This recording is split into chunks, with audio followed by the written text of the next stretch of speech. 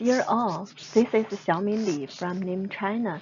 I'm very glad to have the opportunity to give a lecture about the importance of metrology in food safety.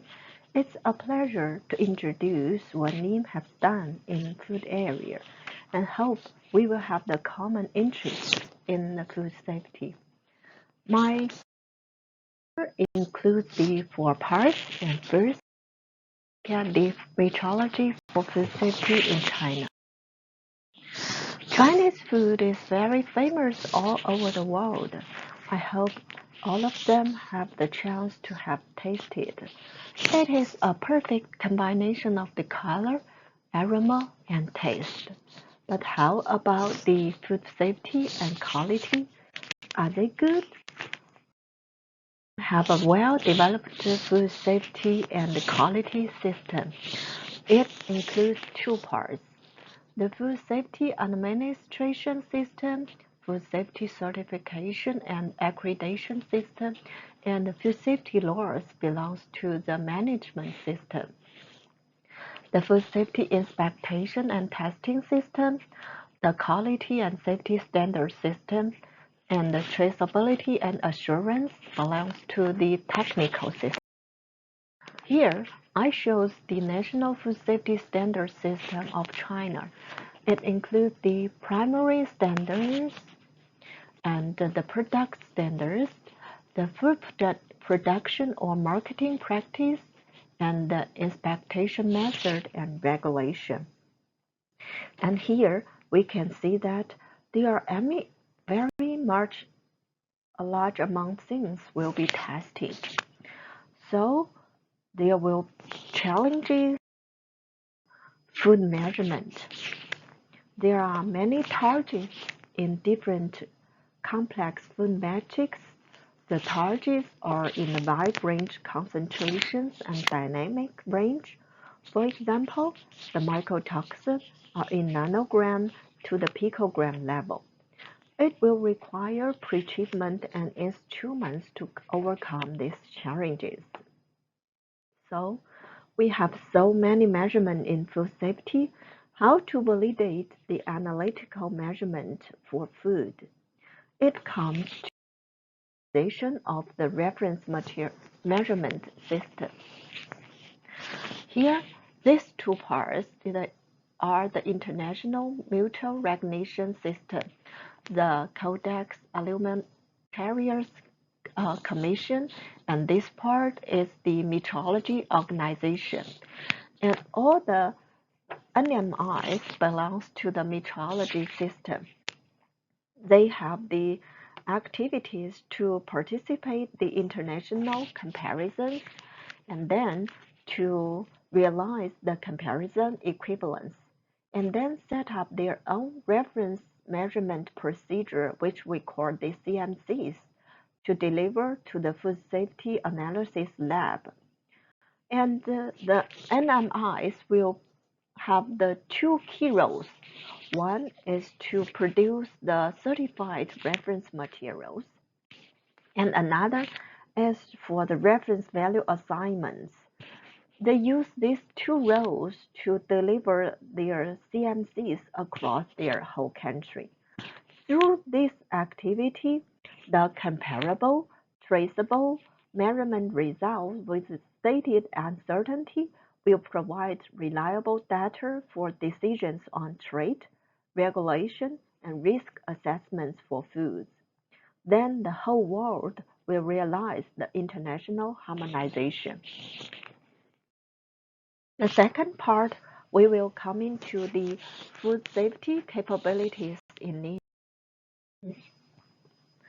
The research field for the food safety and quality, we focus on the pesticide, veterinary drugs, mycotoxins, environmental contaminants, illegal additives, heavy metals. And the food quality, the nutritional ingredients, food additives, quality and safety marker in the food processing and the elemental species. So for all the tasks, NIM will establish the high accuracy methods and to establish the tracing systems. So we established the measurement method like the National Chemical Primary Method, Standard Method, or other new techniques. Based on this method, we will produce the pure, solution, and matrix CRMs. And we also join the international comparisons to obtain our CMCs to realize the international mutual recognition. And we also will provide the test results assessment. We provide the PTs and QC samples for the testing labs. And so far in NIM, we have the CRMs in food safety more than 500. The number for the pure CRMs are 246, and the solution CRMs are 205. All the pure and solution CRMs are in these kinds. Matrix CRMs now, we have 85 of the matrix CRMs. The CRMs cover the AOAC nutritional triangle sector 1, 4, 5, 6, 7, 8, and 9. And the matrix types are the milk, grain, meat product, etc. And for the targets, there are environmental, contaminants, pesticides, veterinary drugs, additives, mycotoxins, etc. And NIM are very volunteered to join the international comparisons. First, let's take a look at the comparisons in the organic part. NIM has joined total 15 items of the comparisons. And here we can see there are 4 items: the melamine in milk powder, benzopyrene in olive oil, trans-zearalenone in maize powder, and phenoxypronil in eggplant are coordinated by NIM China. And the international comparisons in the inorganic part, we have joined total 22 items. And from here we can see the blue circles are for the nutrients elements, the red one are the heavy metals, and the purple one are the elemental species. And now NIM has got the CMCs in the food categories. The total number is 184. We have the elements CMCs about 53%. The PCBs about 15%. And the coming was the pesticides, contaminants, veterinary drugs, food additives, and mycotoxins. And for the metrics for these CMCs, they are plant animal-based food powder, salmon fish tissues, fish oil, tea, infant formula, animal tissues, orange juice, cereal grain food. And then we will come to the food safety activities. First, I would like to introduce our activities in mycotoxin. I assume that many people have heard about this chemical. It is a kind of low molecular weight secondary metabolite of fungi. Now, there are over 400 kinds of these mycotoxins, and there are 11 kinds that are most emphasized in food and feeds. They are aflatoxins like B1, B2, G1, G2, and 1, and fumonisin, alkotoxin, pentolin, DON, and zearalenone. Why are they so important? Because they are carcinogenic, mutagenic, and it was reported that over 25 grain and feed is polluted by mycotoxin according to WHO. And FIO estimates in Asia and Africa, 8 to 18% of cereals are lost during the post-harvest handling and storage, mainly because the fungal multiplication and contamination with the mycotoxins. And from the South Africa Alerts report, 57% contaminations are coming from mycotoxins in their grain food. So the Africans have identified the regional needs for CIMs to support the accurate measurement of mycotoxin in food analysis. BIPM launched the Capability Building and Knowledge Transfer Program, the Safe Food and Feed for Mycotoxin Measurement. This program focused on three parts. The first part, the carry brands of value assignment and production at BIPM, and the second part, the analytical methods for mycotoxin in food, which was launched at NIMISA, and the Metric CRM value assignment production program at NIM. Coming to see the CBKT programs in NIM China. Now, NIM has finished the pure and solution CRMs in mycotoxins, like the aflatoxins, pantolin, and zearalenone, etc. And we have co-published the purity evaluation and calibrant assessment guidelines on mycotoxins with BIPM, and we also coordinated the comparisons of series key comparison with BIPM. They are the aflatoxins, zearalanones, pantolin, and down. And also, NIM coordinated the comparisons in transzearalenone in maize powder. This was very important for the matrix method development of the mycotoxins. And NIM also have issued the related CRMs like the mycotoxins in the maize powder, aflatoxins in oil, aflatoxins in milk powder, etc. NIM also focused on the training project. NIM has the metrology for safe food and feed in developing economies training program. We have launched the long-term training from 3 to 6 months, and there are 16 technicians from 8 countries have joined these activities. And after training, now there are 3 countries have developed their own CRMs in the mycotoxin. NIM also have provided the PT schemes.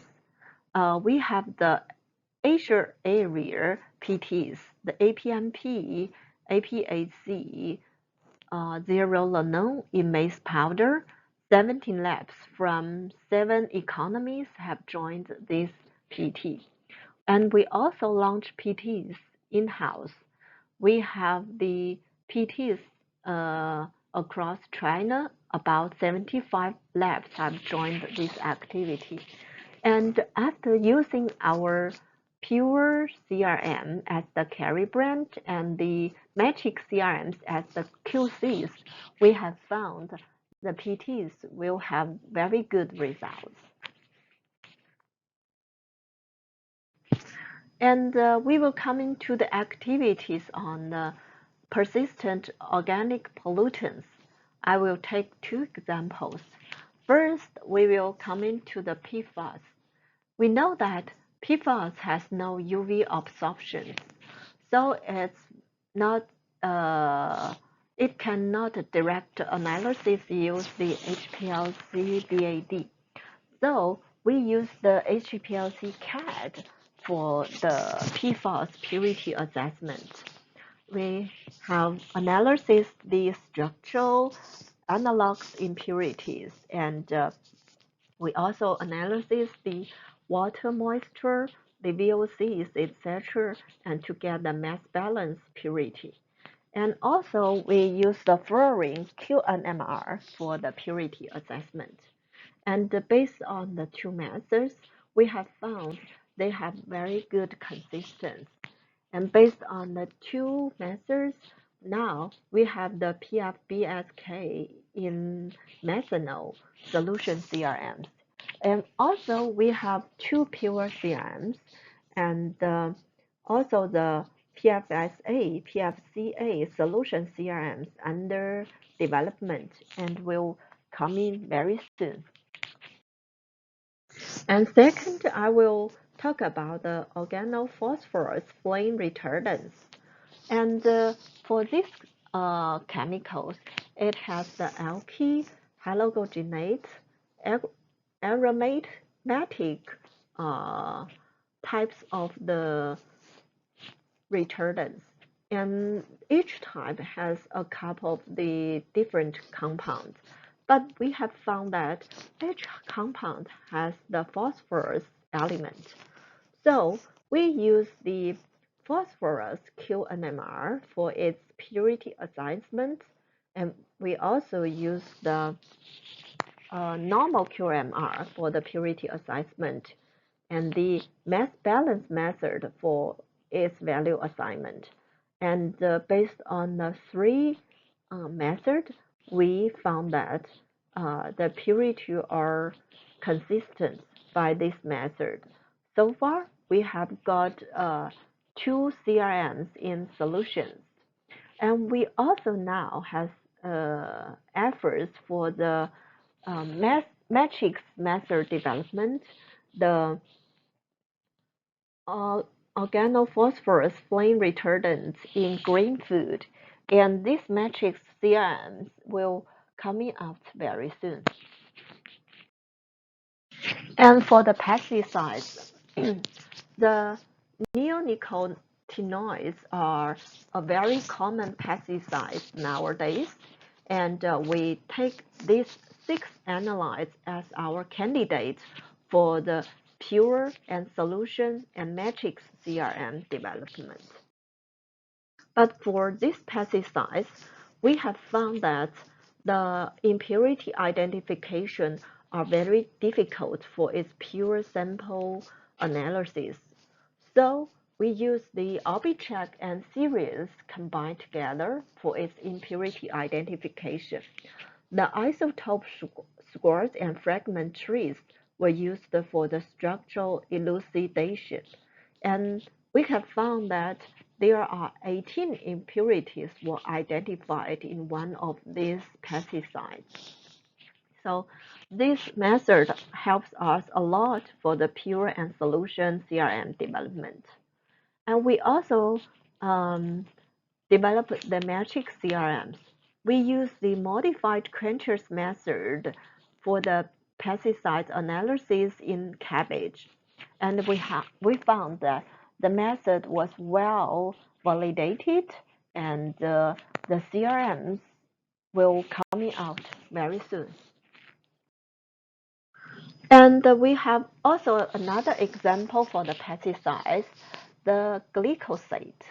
This CRM, this kind of compound, belongs to the amino acid pesticides. It has very strong polarity, and it's not retained in the common reverse-phased column, so it's difficult to analyze them. And generally, there's no this kind of CRMs. And NIM has developed the HPLC method for separation this compound by the PGC column and use a specific mobile phase realized for its value assignment. And we have found that the mass balance method and the QNR method are consistent, and the purity for this sample is 99.7%. And this CRMs now is under issue. This year's NIM has a very large project funding for the nutrition CRM development.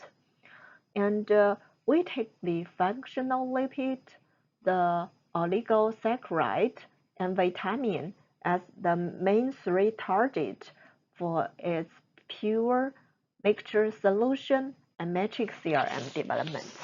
And the matrix, we will take the infant formula, baby food, grain food, edible oil as the typical matrix. And first, for the functional lipids, we now have finished on the techniques of the purity assignment of OPO. This one is a very common nutrition in infant formula and baby food, but it has a great challenges in the structural characterization. And now NIM has solved this kind of the challenges. We can analyze the SN position of the fatty acids and the location for the double bonds in fatty acids and the chains and cis isomers. So based on these techniques and the OPO's pure CRMs now has finished for its value assignment and will publish very soon. And another activities is for the oligosaccharides. This one is very common for the baby food or the infant formula. These compounds are non-digestible oligosaccharides formed by 2 to 10 monosaccharide units. And it is known for its strong polarity and lack of chromophores, which cannot be detected by the DAD directly, and also for its candidate raw materials, it contained structural isomers and similarity substance, which posed certain challenges for its chromatic separation. And NIM has used the ionic chromatography to separate the isomer impurities and also identified different impurities as low as 0.01% with the CAD detector. And from here, we can see that there are 8 oligosaccharides has been well separated and has been finished for its value assignment by the mass balance method. And this pure and mixed solution CRMs will be issued very soon. And coming to the activities on the proficiency testing, from 2018 to 2023, NIM has provided PT projects around 41, just focus on the food safety area. The analyses were in 3 parts: the bacteria, organic, and inorganic compounds. And we have found for these kind of activities, the foodstuffs have covered 7 AOAC triangle sectors, and they are the sector 1, 4, 5, 6, 7, 8, and 9. All this part, we have our related CMCs. So all these PT schemes can be traceable to our CMCs. And these metrics are covered different types, such as the cereal, oil, vegetable, potatoes, pork meat, fish meat, milk powder, egg powder, beverage, tea, and honey. And all these testing labs are across the whole country, so they can improve their testing capabilities through using our NIMS CRMs, and also they can trace their results to NIMS CMCs to get the international recognition. Okay, last part will come into our conclusion. NIM also has done a lot of work in the food safety metrology, but we also found there are challenges facing the food safety metrology. First, how to get more resources, including human resources, funding, and technology to support activities among global stakeholders, such as the knowledge transfer, capability building, establishment of relevant guidelines, and so on. Second, how to promote more communications and collaborations with the relevant international organizations, such as the WHO and FAO. And third, how to make good use of the CPKT project outcomes to develop national measurement standards, to establish an entire measurement system, and to promote the formulation of law and regulation from top to bottom. So there are many things for our food safety metrology technique researchers to do, and we'll keep the cooperation with different NMIs and metrology organizations to join and to co-organize the comparisons and to realize the harmonization across the whole world. So that's pretty much my presentation, and wish all of you enjoy safe food. Thank you very much.